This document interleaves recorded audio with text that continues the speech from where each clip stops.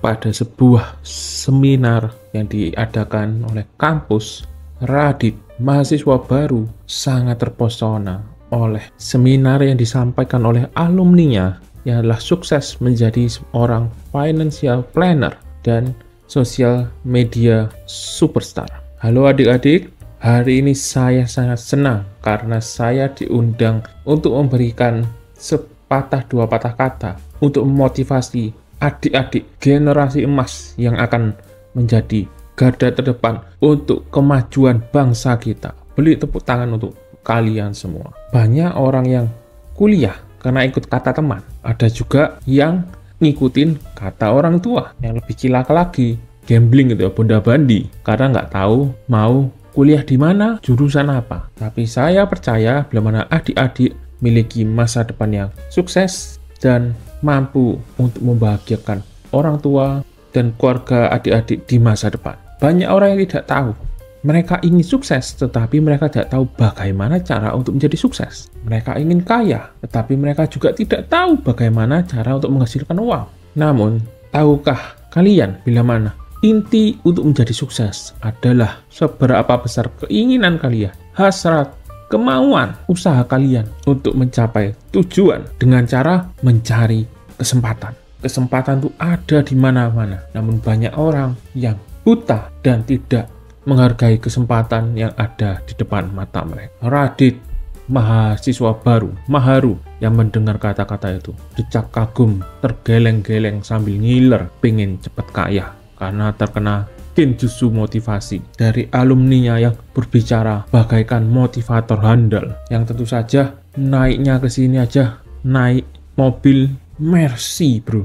Berarti kan sudah kaya gitu ya. Sukses before 30, tapi nggak masuk majalah Forbes. Lalu saat Radit pulang, Radit bercerita tentang bagaimana seniornya, alumni dari universitas yang dia masuki, bercerita bila mana hidup itu mudah, yang penting kita berusaha. Radit percaya hasil tidak akan mengkhianati proses. Dengan antusias, Radit menceritakan kepada ayahnya, Om Poci.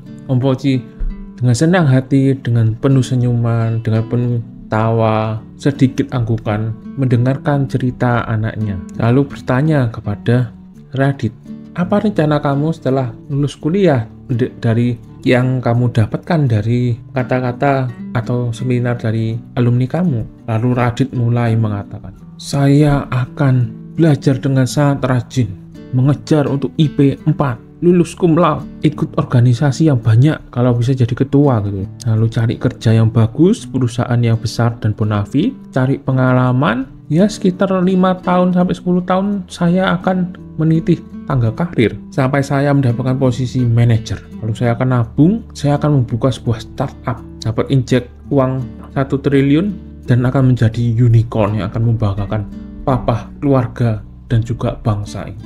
Bapaknya tepuk tangan lagi ya. Lalu sang ayah bertanya lagi, wah hebat ya alumni kamu, tahu hal yang tidak diketahui oleh banyak orang gitu ya. Soalnya yang dapat mencapai hal itu kok kayaknya sedikit gitu ya. Lalu sang Radit berkata, ya karena mereka males, kalau saya kan rajin.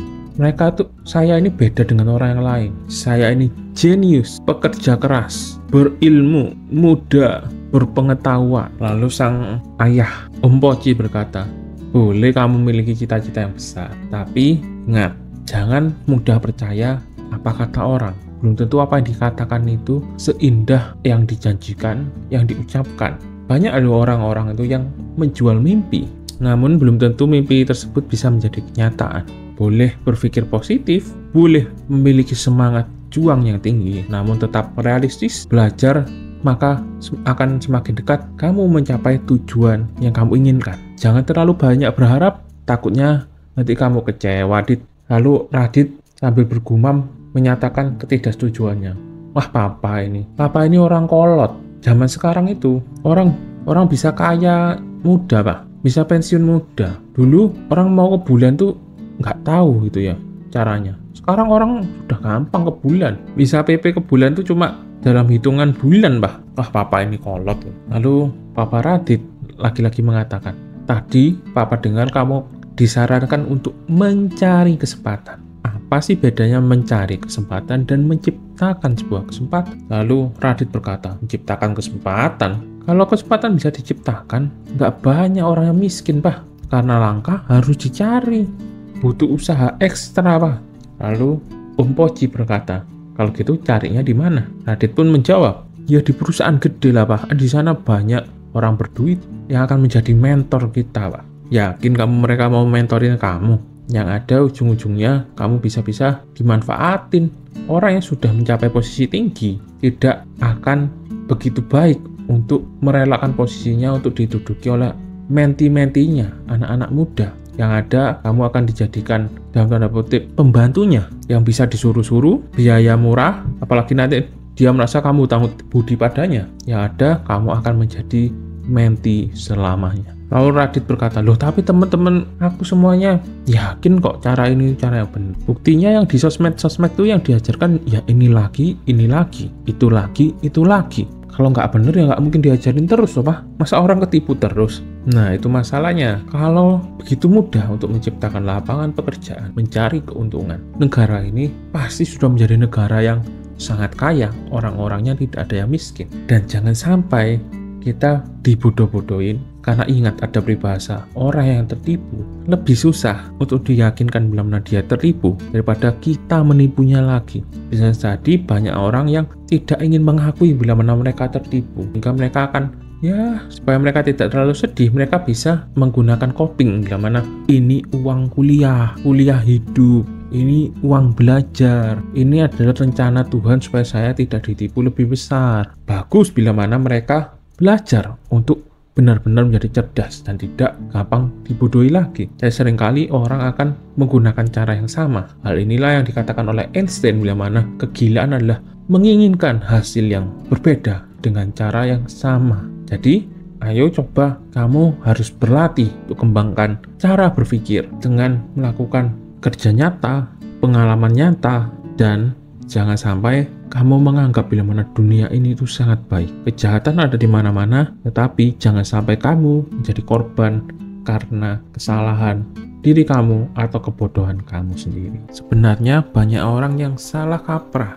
tentang apa itu menciptakan sebuah kesempatan. Mereka berpikir menciptakan sebuah kesempatan berarti menjadi CEO atau menjadi pebisnis yang langsung tokcer kaya raya. Seperti jargon atau mimpi yang terus diucapkan, yaitu adalah kaya dengan cepat saat muda sehingga dapat menikmati sisa hidup.